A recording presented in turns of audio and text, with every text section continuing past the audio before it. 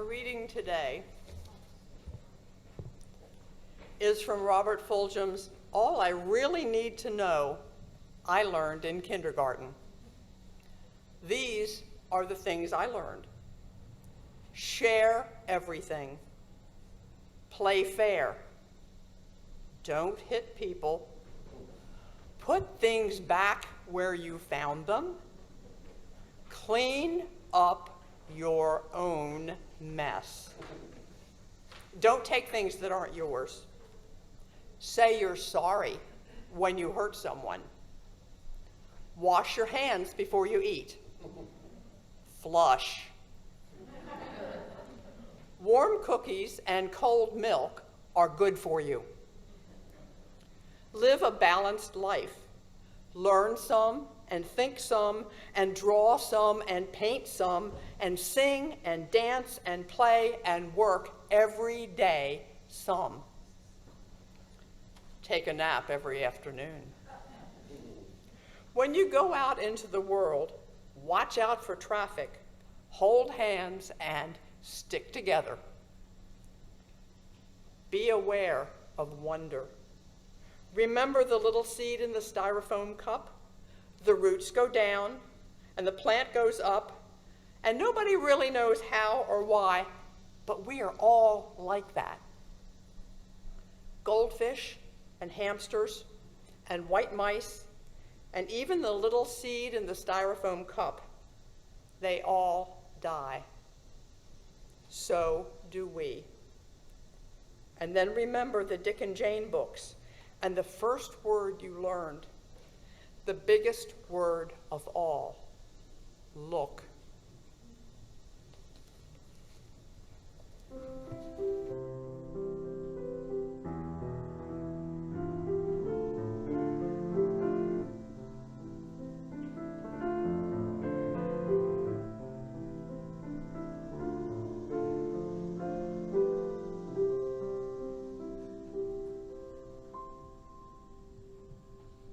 Trying to keep glasses clean is such a pain.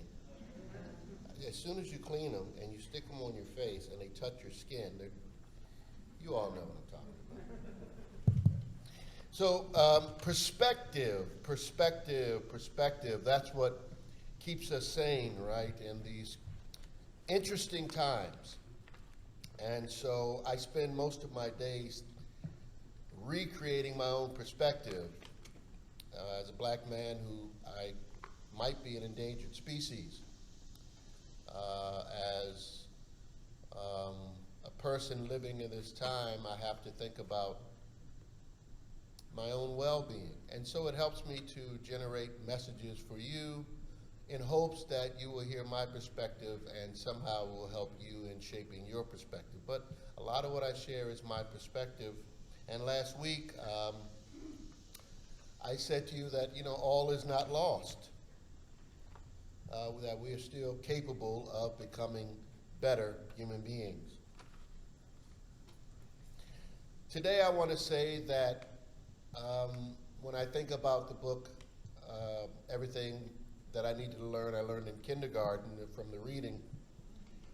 It reminds me that human beings are still quite early in our development, in our stage of psychological or spiritual development.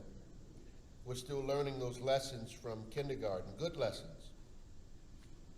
Last week I talked about that we live in the age of narcissism, where it appears people are excessively focused on me, myself, and I, over the need for consensus and building community.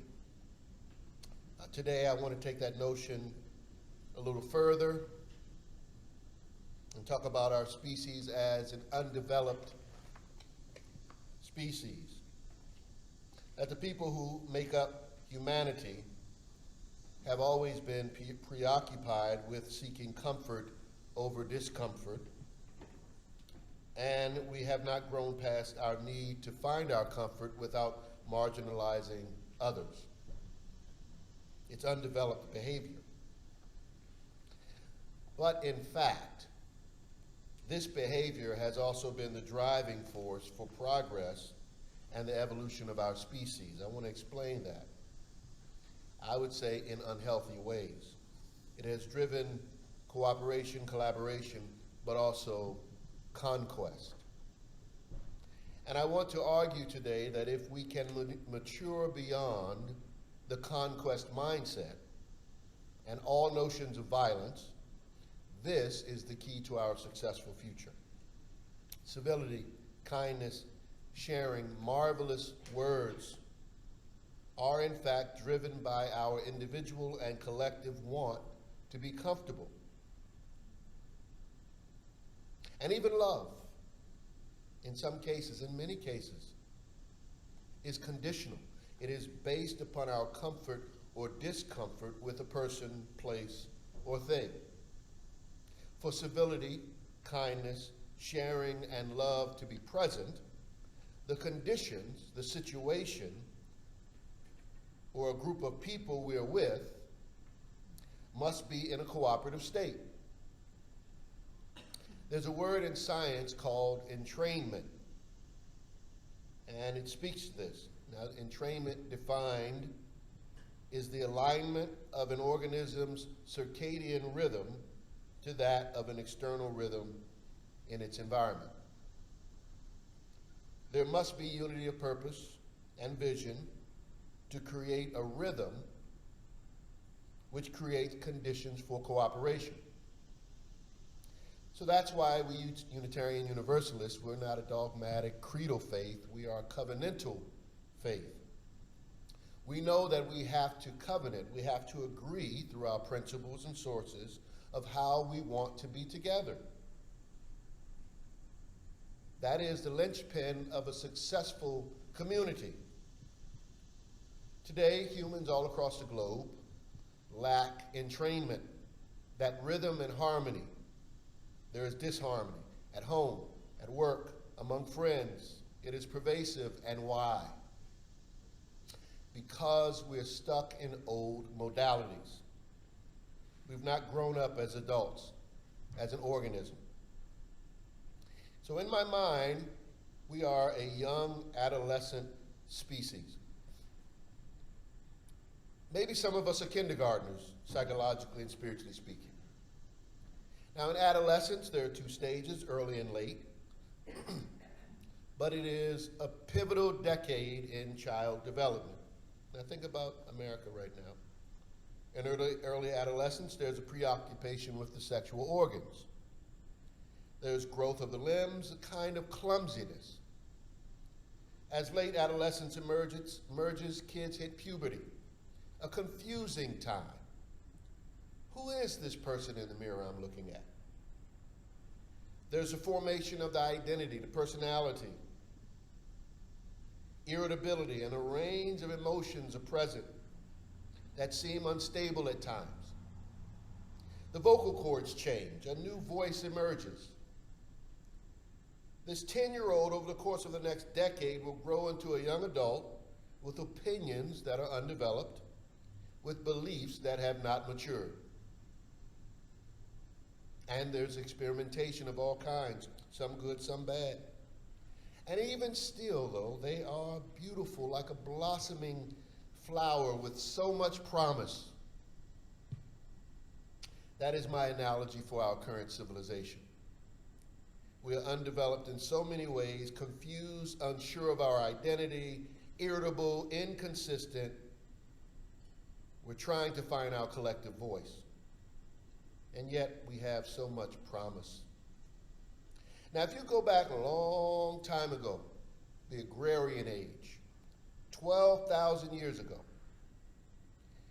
that is when our trajectory changed as human beings, when we started farming.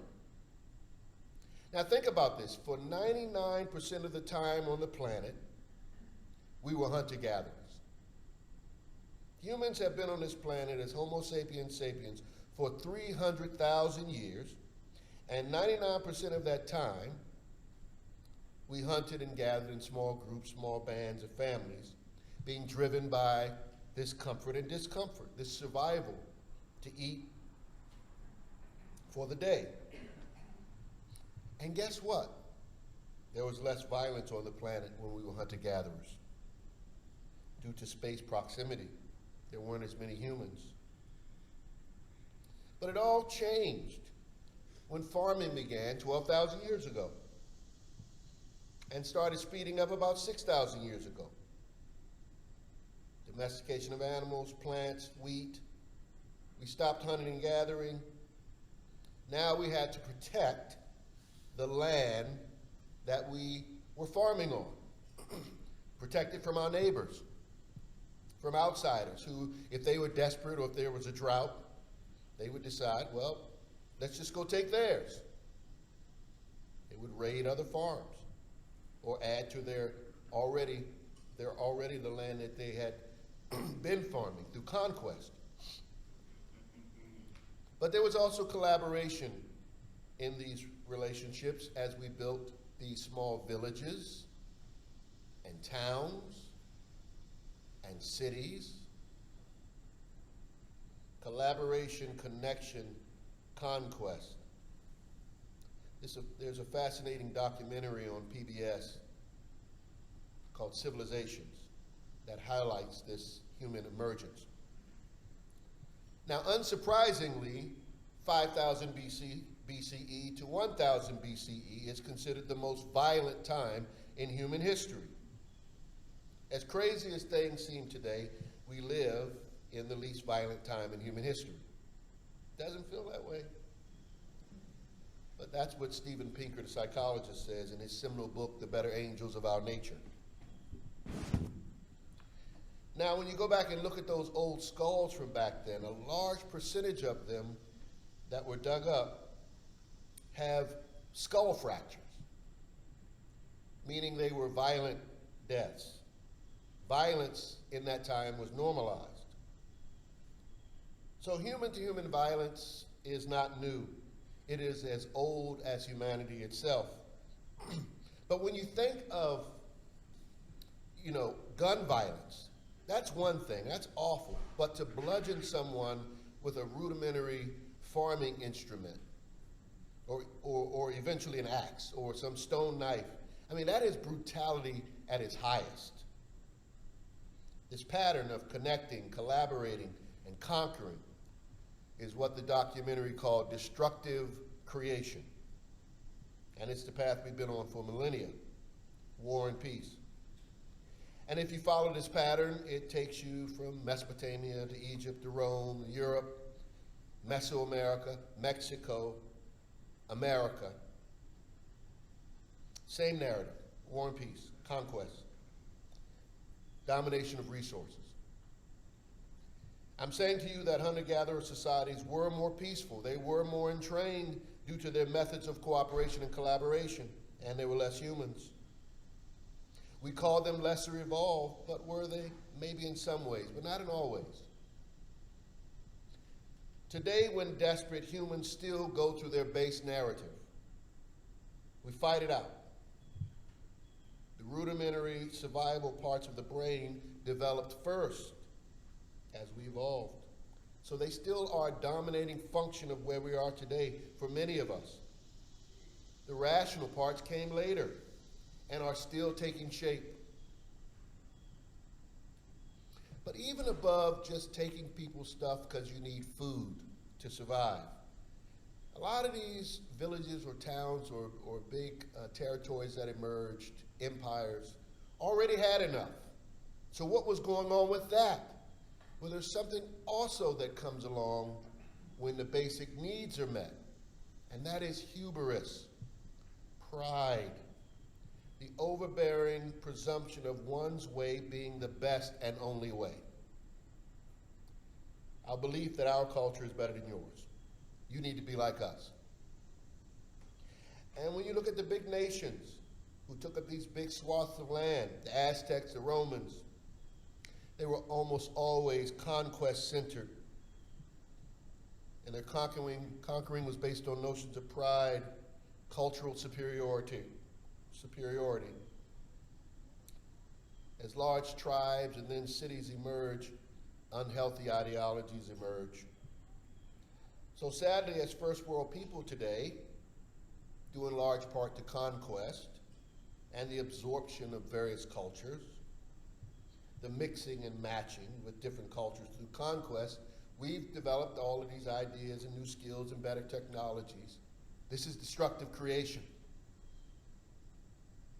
If you have superior weapons, or warriors, or germs, or a combination of them all, you defeat your enemies, gain territory, spread your ideals, you win, they lose. Destructive creation. One tyranny for another form of tyranny. Over and over again. And every great empire falls because this cycle is not sustainable. The high of hubris and expansion brings the low of complacency and apathy, the equal and opposite reaction.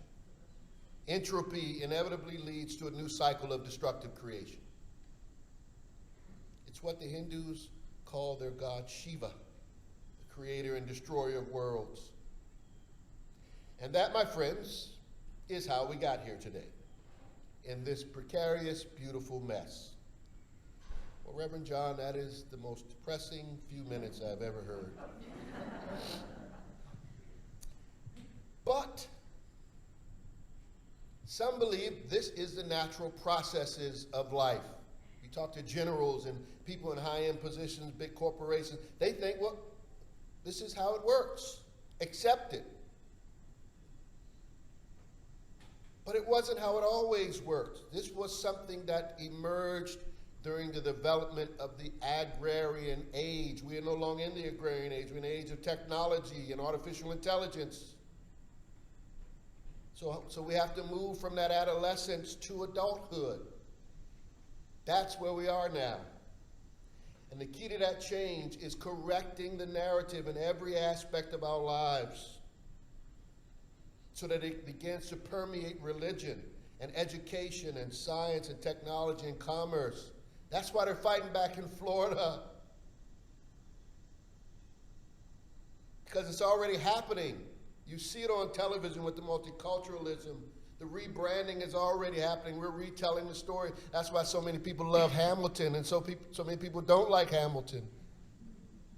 Retelling the story of American Revolution, including more people.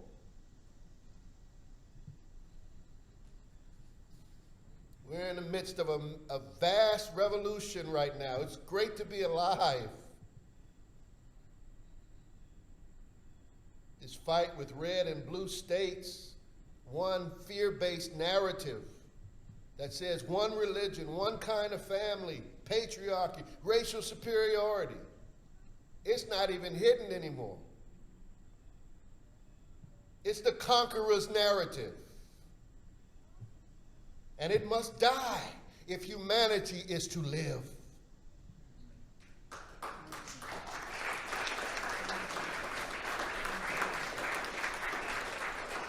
And so you have a big job to take this new narrative of us, all of us. You are a storyteller.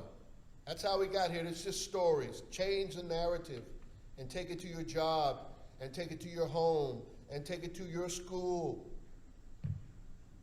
The new story is about, can I get that slide up? Safe and healthy connections, egalitarian cooperation, compassionate engagement, and bold collaborations. We drop conquest off. When we're able to connect with each other's humanity and see that my needs are your needs, my children are your children, that we're more alike than unalike, that race and culture, those things are important parts of who we are, but not when they alienate and cause us to discriminate. Then we can create healthy connections. When we can get on the same page in trainment and work as a unit with a common purpose, we will accomplish so much more because sustainable relationships are cooperative and the best ones are egalitarian. In the documentary, they noted that soccer teams who pass the ball more win more. There is no INT. That's egalitarian cooperation. Compassionate engagement is about empathy and understanding human pain and suffering. That is, to be human is to suffer, and every human being is suffering in some way, shape, or form just by being alive. It's a harsh planet. And so each day when you remember that you are sharing this planet, this struggle with 7 billion souls, that's compassionate engagement. And finally, bold collaborations. They're about working with individuals and groups who are willing to retell the story of humanity in their justice making. Boldly collaborating to create a new vision of who and what we are. A narrative that is sustainable and healthy for our environment and our planet.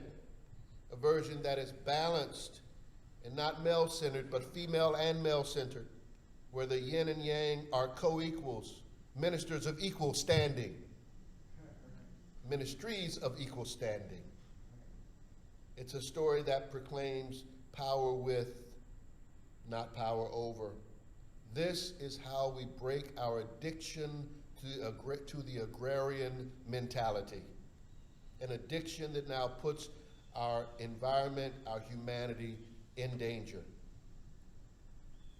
We can do this, UUCA. We can move from destructive creation to constructive creation. We can be a place of healthy and safe connections, of egalitarian cooperation, of compassionate engagement, and bold collaborations. I want to leave you with a quote from a book that I read while I was on sabbatical. It's called The Cultural Code: The Secrets of Highly Successful Groups by Daniel Coyle.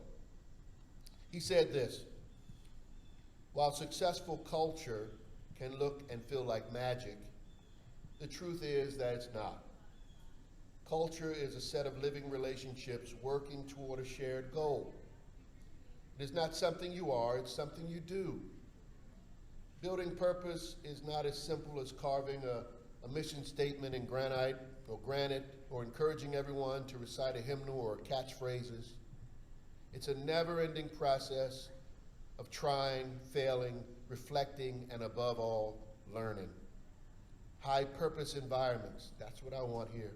High-purpose environments don't descend on groups from on high. They're dug out of the ground over and over as a group navigates its problems together and evolves to meet the challenges of a fast-changing world.